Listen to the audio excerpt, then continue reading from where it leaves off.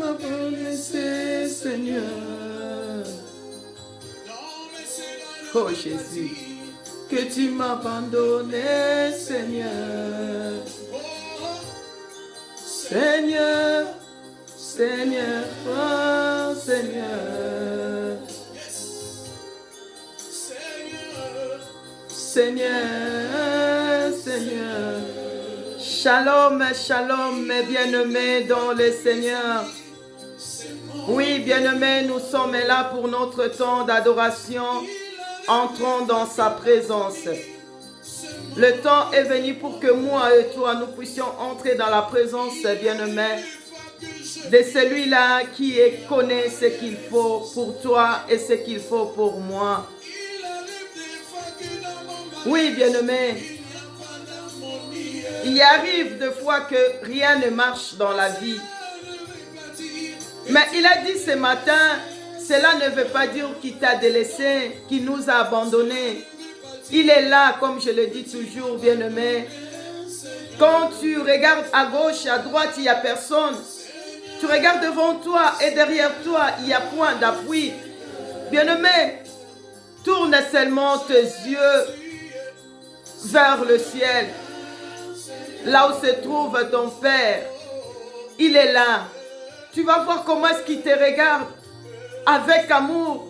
Comment est-ce que par son regard, il exprime son amour envers toi. Parce qu'il est le Tout-Puissant, bien-aimé. Il est le Seigneur de gloire. Il est l'incomparable. Bien-aimé, n'hésite pas. Ne cherche plus ailleurs, bien-aimé. Entre simplement. Le temps est venu pour que tu puisses entrer dans sa présence. Entre dans le lieu secret. Là où tu vas être avec lui. Entre dans son intimité. Ouvre-lui la porte pour qu'il puisse entrer dans ton intimité. Bien-aimé, là où tu peux exprimer ce que les hommes ne peuvent entendre. Parce que lui, il écoute ce que l'homme ne peut écouter. Il supporte ce que l'homme ne peut supporter de toi. Il est le Dieu Tout-Puissant, bien-aimé. Il est le Seigneur de gloire. Adorons le roi. Élève ton Dieu bien-aimé. Exalte-lui. Il est le véritable Dieu. Il est le Tout-Puissant bien-aimé. Il est le Seigneur des Seigneurs. Il est l'incomparable bien-aimé. Oui, ce matin, nous sommes là encore bien-aimés. Non dans la présence d'un homme, mais nous sommes là dans sa présence. Entrons dans sa présence. Là où se trouve ce qu'il faut pour toi. Là où se trouve la réponse à tes questions. Là où se trouve la consolation de ton cœur. Là où se trouve la paix que les hommes ne peuvent pas te donner. Tu as tout dans le monde, mais ton cœur pleure. En te regardant, bien-aimé, on voit que tout va bien. Mais ton intérieur déclare que rien ne va. Les hommes te voient, acclament, disent que tout va bien. Mais ton intérieur, ton vrai toi, te dit rien ne va. Quand tu es seul, bien-aimé, c'est les larmes qui ne cessent de couler. C'est des questions qui ne cessent d'être posées. Tu te poses des questions, tu te dis à qui je peux me tourner pour ces problèmes? Je ne sais pas les dire à une personne. Oh bien-aimé, aujourd'hui je t'invite, entre avec moi dans sa présence. Entre dans la présence de Dieu, bien-aimé, parce que c'est lui qui connaît ce qu'il faut pour le temps, les circonstances, les épreuves de la vie. Bien-aimé, je dis toujours, nous croyons que la vie est comme un chemin droit que nous prenons. Or, en avançant, on va découvrir des virages. Tu vas arriver à une place où on va te dire, tu es obligé de prendre maintenant à gauche. Même si tu ne voulais pas, tu es obligé. Ce sont les circonstances qui surviennent dans nos vies. On ne les connaît pas, mais on les découvre. En avançant, on finit par découvrir des épreuves, des circonstances. Mais aujourd'hui, bien-aimé, je t'invite à entrer dans sa présence. Il connaît ce qu'il faut pour chaque virage de ta vie que tu vas prendre. Il sait ce qu'il faut mettre en place pour que tu puisses toujours garder la paix dans le cœur. Il sait ce qu'il faut que tu puisses mettre en place pour que tu ne puisses pas avoir la peur. Il sait ce qu'il faut pour mettre en place, pour te tenir la main pendant que personne ne peut te soutenir. Il est le véritable Dieu bien-aimé.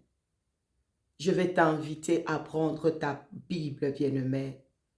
Nous allons lire la parole de Dieu. Mais je vais te dire une chose bien-aimé. Ne prends pas le temps simplement de lire la parole. Entre et vis cette parole-là.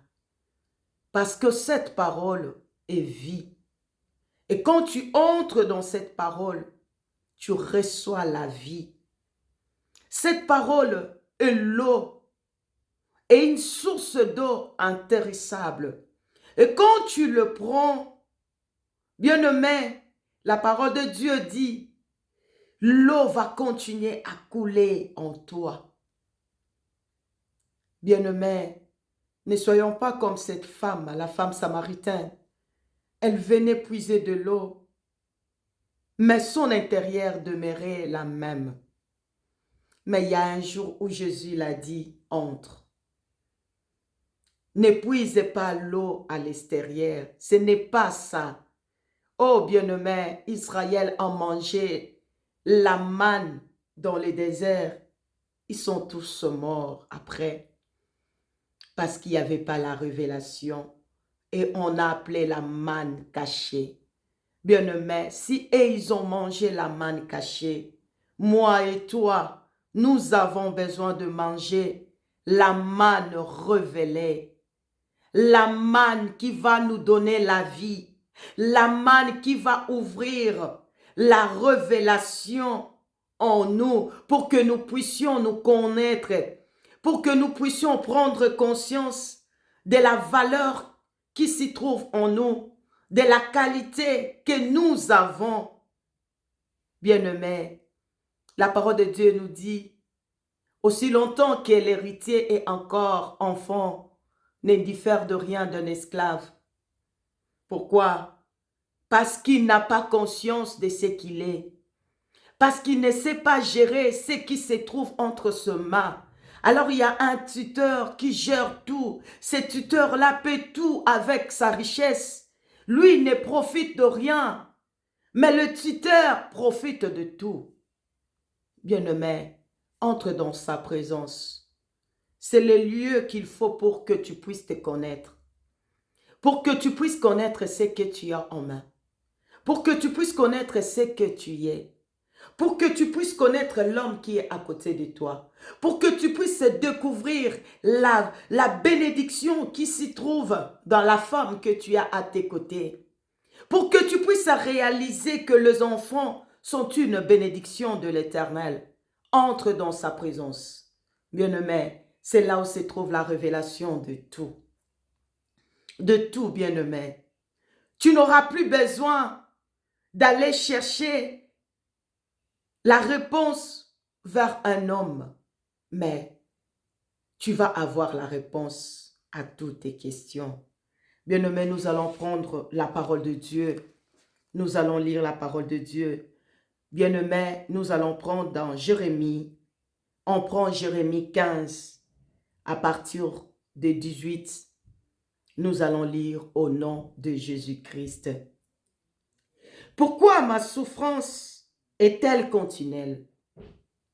Pourquoi ma plaie est-elle douloureuse? Et ne veut-elle pas se guérir? Serait-il pour moi comme une source trompeuse, comme une eau dont on n'est pas sûr? C'est pourquoi, ainsi parle l'Éternel, si tu te rattaches à moi, je te répondrai et tu te tiendras devant moi. Bien-aimé, ici, toi et moi, on est en train de se poser la question. Ce n'est plus Jérémie, mais c'est toi et moi. Parce qu'à l'instant ici, on est en train de parler de toi et de moi. De l'Église, corps du Christ, bien-aimé. On se pose la question, on se dit, pourquoi ma souffrance est-elle continuelle?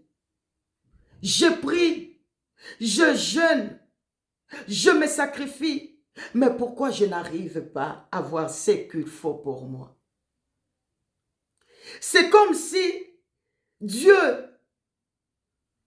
ne me voyait pas. C'est comme si mon Père n'entendait pas ma voix qui est en train de crier au secours. Pourquoi cette situation demeure constante? Il n'y a pas de changement. Pourquoi rien ne va? Bien-aimé, la question se pose. Malgré ce que je suis, mais je n'ai pas la paix. Malgré tout ce que j'ai en main, mais je suis comme un enfant. Je ne diffère de rien d'un esclave.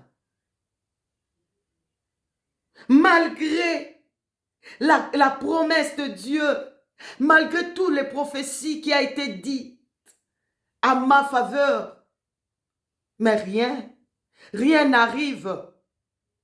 Rien ne change dans ma vie.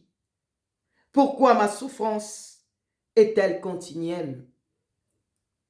Pourquoi ma plaie est-elle douloureuse et ne veut pas se guérir? Bien-aimé, malgré tout le médicament que je mets, malgré tous les soins que j'apporte à cette plaie-là, mais elle est toujours douloureuse. Mais elle est toujours douloureuse. Elle ne guérit pas. La situation ne change pas. Ici, on s'est dit, serais-tu pour moi comme une source trompeuse? Comme une eau dont on n'est pas sûr?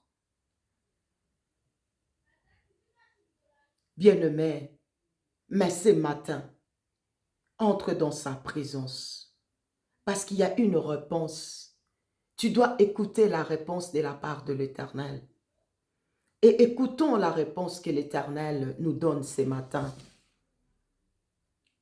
Ce matin, il a dit entre parce que tu dois avoir la réponse.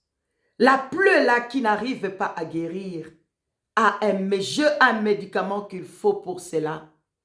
Une fois que ce médicament sera mis, une fois que j'aurai fait ces soins-là, tu vas voir la guérison. Tu seras apaisé. Mais entre dans ma présence. Bien-aimé, dans 19, on nous dit, c'est pourquoi ainsi parle l'Éternel. Si tu te rattaches à moi, une condition d'abord. Si toi, tu acceptes de tourner le dos, si toi, tu acceptes de te séparer des autres, de quitter cette vie-là que tu mènes, si toi, tu acceptes de tourner tes regards vers moi, de se confier en moi pour dire que tu es le seul appui de ma vie. L'Éternel nous dit, si tu acceptes, bien-aimé, quand tu dis que tu entres dans la présence de Dieu, bien-aimé, tu entres comment? Avec ce que tu as. Ou tu te débarrasses d'abord de ce qui sera pour toi comme un obstacle, qui va t'empêcher de saisir ce qu'il faut, d'être ce qu'il faut, de vivre à la gloire qui t'attend, bien-aimé. Dieu dit, si tu te rattaches en moi, tu reviens pour te rattacher. C'est parce que tu étais détaché. C'est parce que tu as utilisé ton intelligence. Tu as dit, je veux mettre ça en place pour réussir. Bien-aimé, nous avons l'intercession chaque mercredi de 19h, de 21h15 à 22h. Je suis en direct sur Facebook et là nous avons pour thème, si l'Éternel ne bâtit la maison, ceux qui la bâtissent travaillent en vain. Bien-aimé, si tu as le temps, entre avec nous parce que le temps est venu. Nous devons comprendre ce qu'il faut pour être ce que Dieu a prédestiné, pour être ce que Dieu veut que nous soyons, bien-aimés. Il dit, si tu te rachètes, tu te rattaches à moi, je te répondrai. Et tu te tiendras devant moi. Si tu sépares ce qui est précieux de ce qui est vil, tu seras comme ma bouche. Si tu sépares, bien-aimé. Premièrement, il dit, si tu te rattaches en moi. Deuxièmement, il te dit, tu dis que tu es là, tu es entré dans ma présence. Mais est-ce que tu peux séparer ce qui est précieux de ce qui n'a pas d'importance? Le mélange là t'empêche de saisir ce qui est glorieux, d'entrer dans une autre dimension, bien-aimé. Ce mélange-là empêche que cette plaie-là puisse être guérie. Mais ce matin, bien-aimé, il me dit, si tu sépares ce qui est précieux de ce qui est vil, tu seras comme ma bouche. Tu seras comme ma bouche. Bien-aimé, comment maintenant est la bouche de l'Éternel? La bouche de l'Éternel représente sa parole. Or, sa parole, c'est une personne. Cette parole-là s'appelle Yoshua Hamashiach. Tu seras comme lui. Tu vas marcher sur les eaux. Tu vas appeler à l'existence ce qui n'existe pas. Tu vas déclarer et cette phrase va avoir vie. Mais il faut commencer par se rattacher à l'Éternel. Et quand on vient, on doit savoir séparer ce qui est précieux. Qu'est-ce qui est précieux dans ta vie? Et qu'est-ce qui est sans importance? Bien-aimé, quand on nous parle de ce qui est précieux ici, c'est ce qui concerne la grâce de Dieu qui est en toi. Ce que Dieu t'a donné comme étant richesse.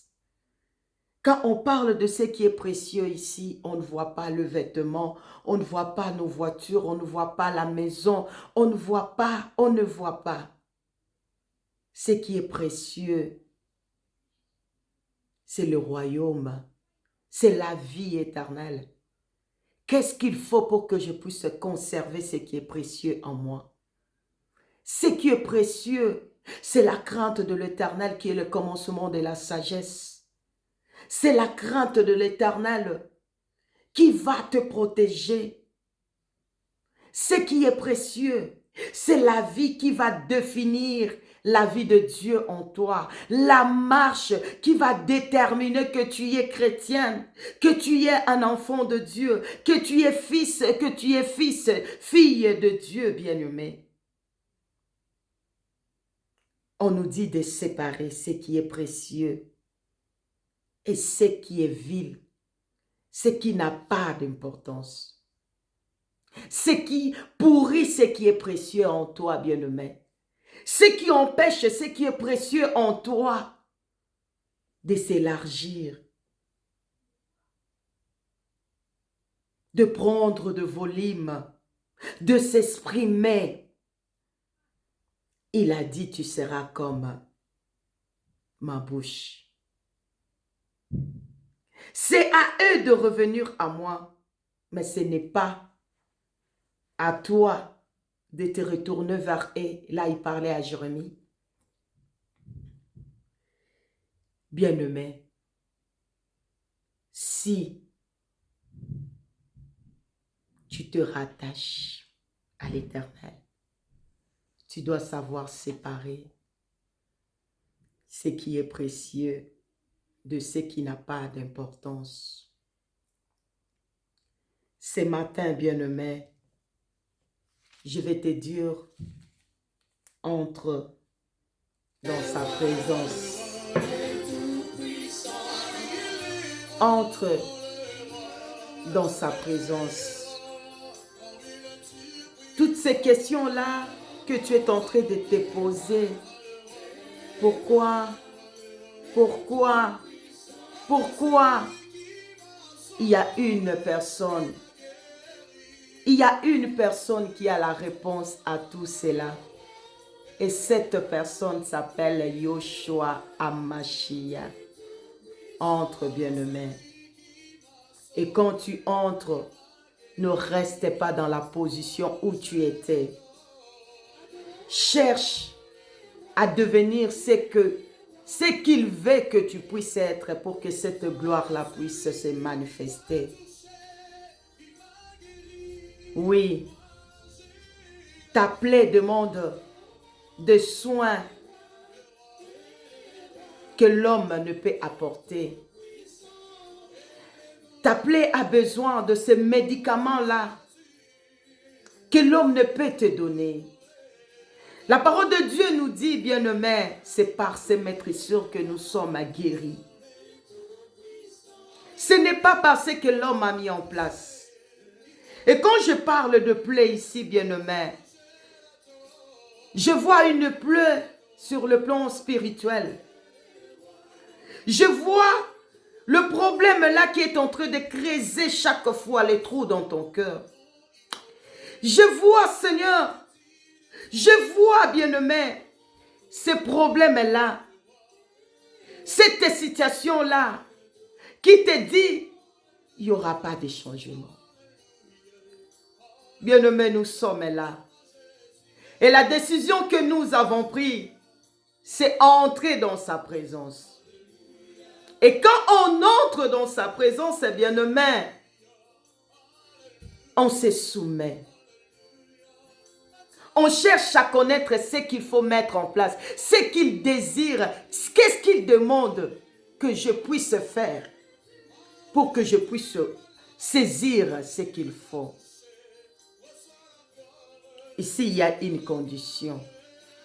Si tu te rattaches, tu te poses, ma souffrance est pourquoi? Pourquoi ma souffrance est-elle continuelle? Pourquoi je ne suis pas heureuse dans mon mariage? Pourquoi je n'arrive pas à avoir la bénédiction que l'Éternel m'a donnée?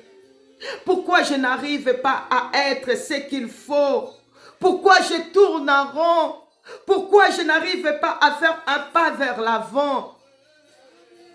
Bien-aimé, il te dit, entre et sépare-toi. Sépare ce qui est précieux de ce qui est vil. Entrons dans sa présence. Entrons dans sa présence. Et quand tu entres, Qu'est-ce que tu mets en place?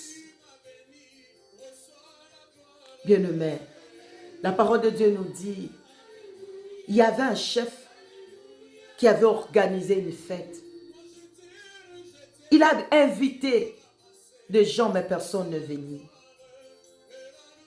Il a dit, je veux faire grâce à ceux qui n'ont pas mérité de venir à ma fête. Il a envoyé ses serviteurs pour aller chercher les gens de partout pour venir à la fête.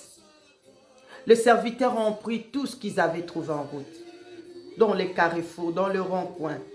Tous ces gens-là sont venus, ils sont entrés dans la fête, installés.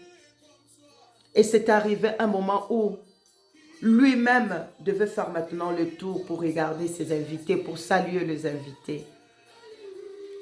Le chef va arriver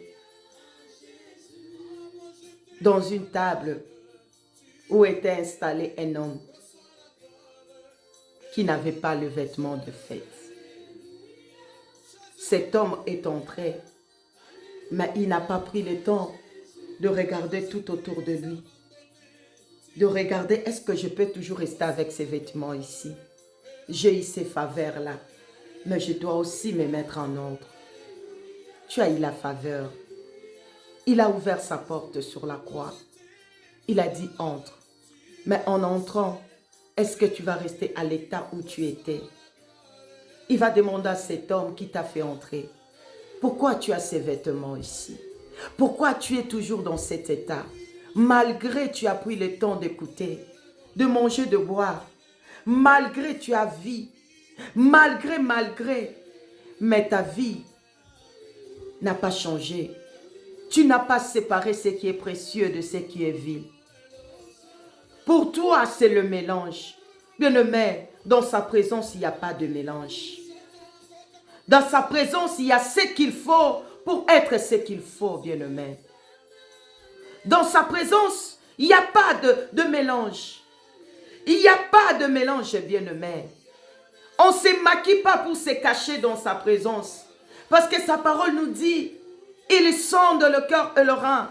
Il sait comprendre nos pensées. Il sait voir l'intérieur de nos cœurs.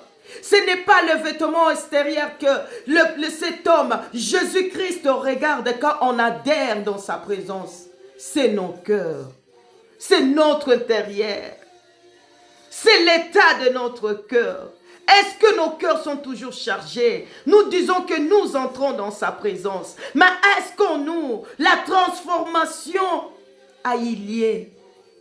On nous dit, soyez transformés. Mais est-ce qu'on est demeuré dans l'état? Est-ce qu'il y a toujours cette haine-là dans ces cœurs-là? Est-ce qu'il y a toujours ce mensonge-là, ces désirs-là de faire le mal? Il y a toujours cette envie-là des choses sans importance. Est-ce que tu t'appuies toujours sur les hommes malgré que tu es dans sa présence? Ton cœur est dirigé vers quoi? Vers qui, bien-aimé? Oui, entrons dans sa présence, c'est bien-aimé. Entrons dans sa présence, c'est bien-aimé.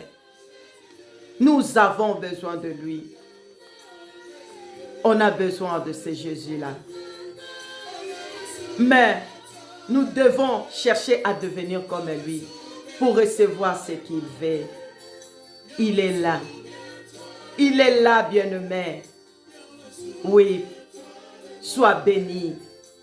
Que cette parole, bien-aimé, puisse apporter ce qu'il faut pour ton changement. Ce qu'il faut pour te permettre de séparer ce qui est précieux de ce qui est vil. Que cette parole puisse éclairer ta vie. Parce que tu dois voir clair. Bien-aimé, tu dois bien voir. Ce n'est plus le temps de voir comme si avec confusion, non. On doit voir avec précision. Entre dans sa présence, bien-aimé. Je sais que le Seigneur veut faire quelque chose. Parce que quand sa parole descend, elle ne revient pas sans avoir accompli la mission. Et cette parole qui sort ce matin a une mission à accomplir dans nos vies, bien-aimés. La terre qui est abrégée par la pluie, la terre qui reçoit l'eau doit être capable de produire une fois que la sémence est jetée. Oui, bien-aimés, on est là. Le temps est venu, bien-aimés. Nous devons entrer. Ne restez plus à l'extérieur. Et nous avons dit, on a besoin maintenant de contact direct. Tu as besoin de constituer ton bulle avec ton Dieu. Tu as besoin de cet appui-là.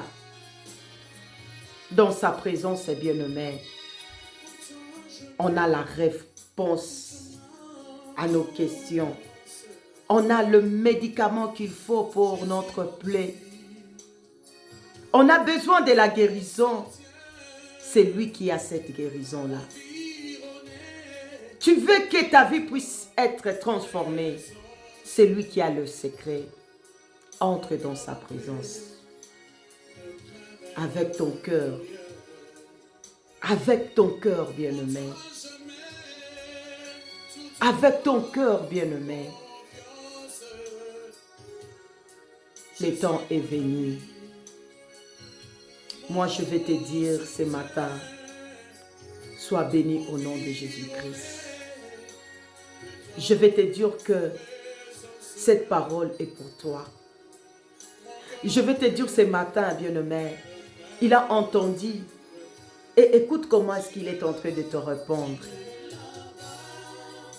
Oui, il est là. Il est là, bien-aimé.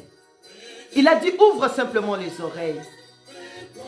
Oh, toi qui es un brebis, quelle voix que tu écoutes. Parce que sa voix est en train de retentir ce matin dans tes oreilles.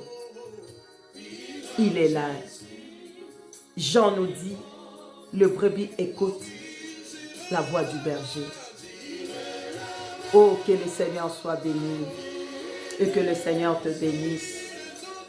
Bien-aimé, c'était notre temps. Entre dans sa présence. Entre. Toi, tu dois entrer. Moi, je dois entrer. Nous avons dit l'autre fois, c'est interdit d'entrer comme la foule. Nous devons faire la différence dans la foule. Nous entrons pour être témoignés. Cette femme avait fermé sa bouche. Elle a senti que le sang s'est arrêté. Elle a senti la guérison en elle. Elle a fermé sa bouche. Mais Jésus-Christ, elle a témoigné pour dire qui m'a touché.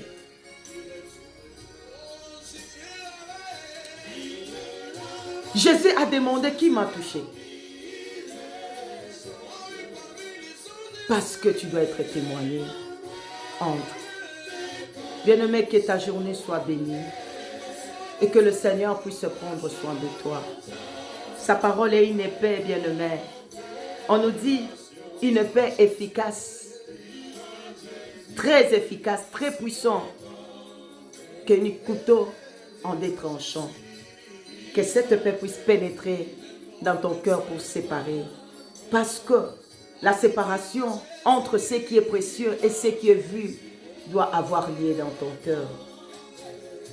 Tu dois recevoir ce qu'il faut pour être ce qu'il faut. Alléluia. Sois béni. Jésus est présent. Amen. Alléluia. Puissant. Amen. Alléluia. Jésus est vivant. Amen. Alléluia. Il est là. Entre simplement, bien-aimé. Entre parce qu'il est là. Entre, entre parce qu'il est là. Il a déjà ouvert la porte, bien-aimé. Il attend que tu puisses entrer. Et que tu puisses te rattacher à lui. Afin de séparer ce qui est précieux de ce qui est vil. Que le Seigneur te bénisse. Moi, je te dis bonne journée en Jésus-Christ. Soyons tous bénis. On est ensemble. Que le Seigneur vous bénisse. Que cette parole soit une bénédiction pour toi.